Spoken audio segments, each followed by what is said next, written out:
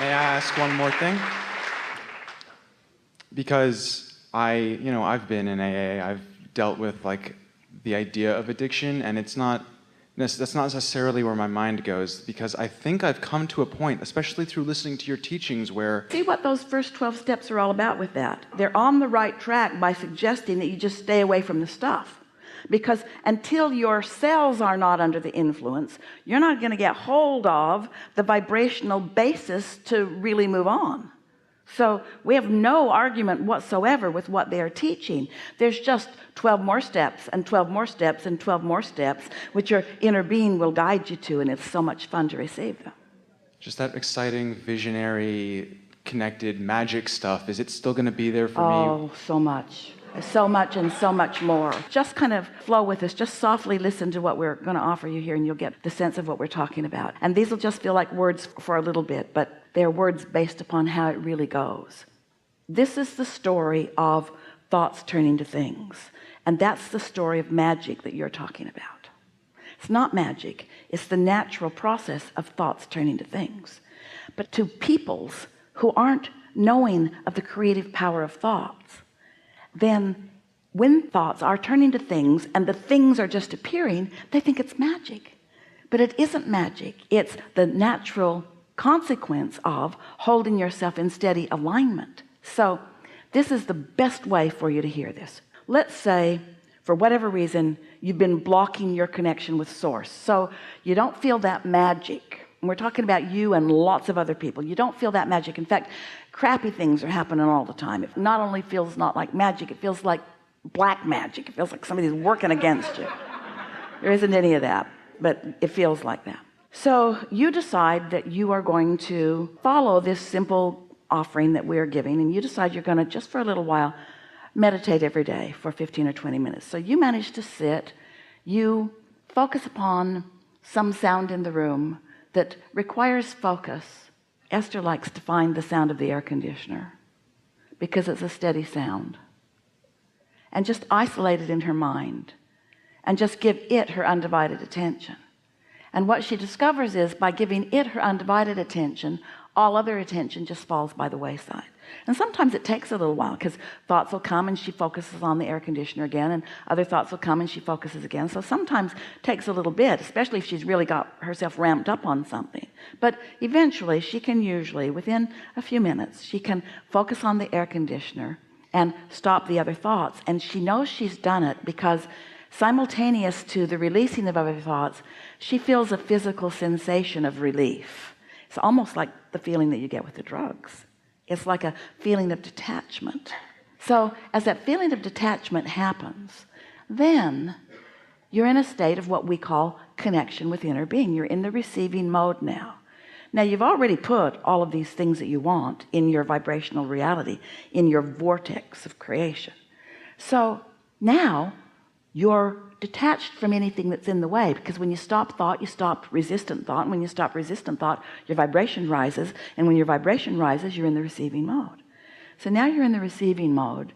No big deal. There's not going to be writing on the wall, the sky isn't going to part, thunderous things aren't going to come, not that kind of magic.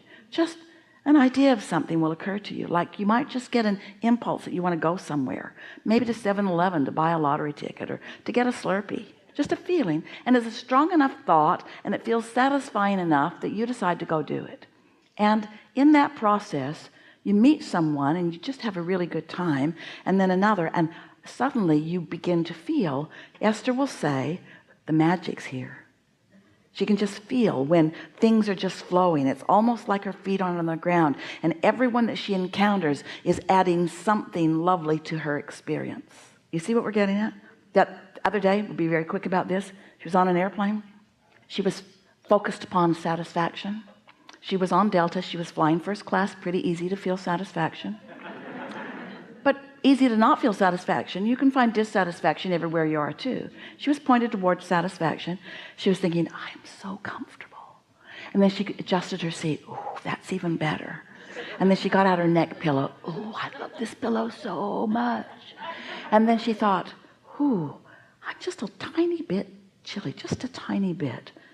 I think I'll get my blanket. Delta gave her a blanket. It was all wrapped up, all fresh and clean and newly pressed, and she took her blanket out and she kind of tucked it up around her, and then she thought, if I put my sunglasses on, I would be even more satisfied. So she put her sunglasses on, then she settled back into her seat and she thought, And then the flight attendant tapped her on the shoulder and he handed her a bottle of water that he had put in the microwave and warmed up for her. And he said, this might make you more comfortable. And for just a minute, Esther thought, do I look old and feeble? And then she thought, no, he's just getting in on the magic. It's like the entire universe now, everyone in her vicinity is now, those cooperative components are looking around trying to find some way of enhancing the vibration that she's got going on. And you know what? In dissatisfaction, the same thing happens. The cooperative universe looks around for more things to make you miserable. You see? So the magic is always happening. You just get to set the direction of it. And the more consciously aware you are of your own satisfaction, the more it happens, until it won't be long. And these are just words right now to you, although we know you've experienced it before. You'll feel invincible. It'll feel to you like you are the center of the universe, because you are. You are the center of the universe. You are. You are the center of this vibrational reality. You are the center of this universe where all that is non-physical is focused toward you, getting exactly as much as you can allow yourself to receive through your path of least resistance. And some of you aren't allowing all that much.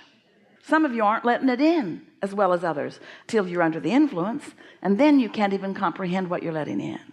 Esther has just received back from the printer. It's going to be a cruise gift on the Alaskan cruise.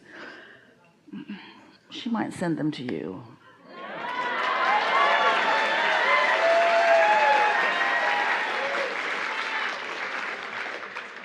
Will you remind her afterward?